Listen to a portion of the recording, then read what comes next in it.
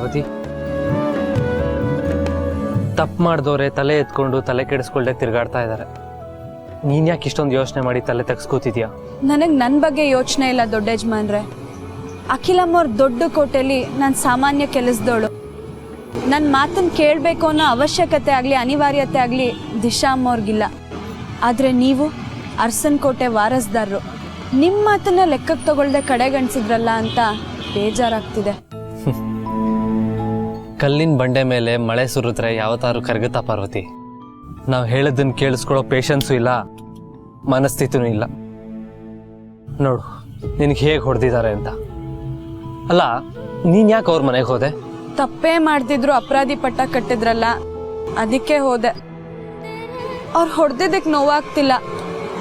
ಅವ್ರು ಹೊಡೆದ್ರು ಅವ್ರ ಕೋಪ ಕಮ್ಮಿ ಆಗ್ಲಿಲ್ವಲ್ಲ, ಅದೇ ನೋವಾಗ್ತಿರೋದು. ಅವ್ರು ನನ್ನ ಸಾಯಿಸಿದ್ರು ಪರವಾಗಿಲ್ಲ, ಆದರೆ ಅವ್ರ ಮನ್ಸು ಕರಗ್ಲಿಲ್ವಲ್ಲ. ಪಾರ್ವತಿ, ಹಾಗೆಲ್ಲ ಮಾತಾಡಬೇಡ. ಒಂದು ಸಾವಿಂದ ಸಂಬಂಧ ಕಟ್ಬೋದು ಅಂತ ಆದರೆ ಅಂಥ ಸಂಬಂಧ ನಮಗೆ ಬೇಡ. ನಿನ್ನ ಪ್ರಾಣಕ್ಕಿಂತ ನಿಶ್ಚಿತಾರ್ಥ ದೊಡ್ಡದ. ಇನ್ನು ಮುಂದೆ ಯಾವತ್ತೂ ನಿನ್ನ ಬಾಯಿಂದ ಸಾವಿನ ಮಾತು ಬರಬಾರ್ದು. ಸಾರಿ ದೊಡ್ಡ ಯಜಮಾನ್ರೆ. Sir tea.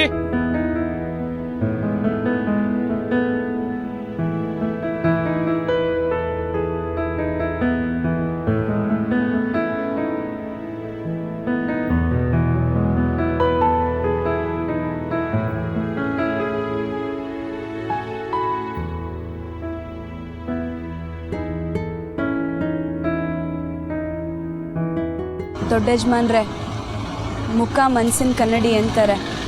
ನಿಮ್ಮ ಮನ್ಸಲ್ಲಿ ನೂರಾರು ನೋವಿರೋದು ನಿಮ್ಮ ಮುಖದಲ್ಲಿ ಕಾಣಿಸ್ತಾ ಇದೆ.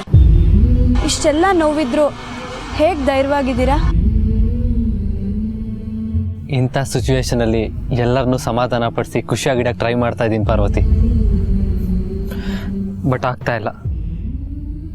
ನನ್ನ ಲೈಫಲ್ಲಿ ಇಂಥ ಪ್ರಾಬ್ಲಮ್ನ ನಾನು ಯಾವತ್ತೂ ಫೇಸ್ ಮಾಡಿಲ್ಲ. ನನಗೆ ಗೊತ್ತು ಇದರಿಂದ ನಿನಗೆ ತುಂಬ ಕಷ್ಟ ಆಗ್ತಾ ಇದೆ ಅಂತ. ಅಮ್ಮ ನಿನ್ನ ಹತ್ರ ಏನೋ ಹೇಳಿದ್ದಾರೆ. ಅದು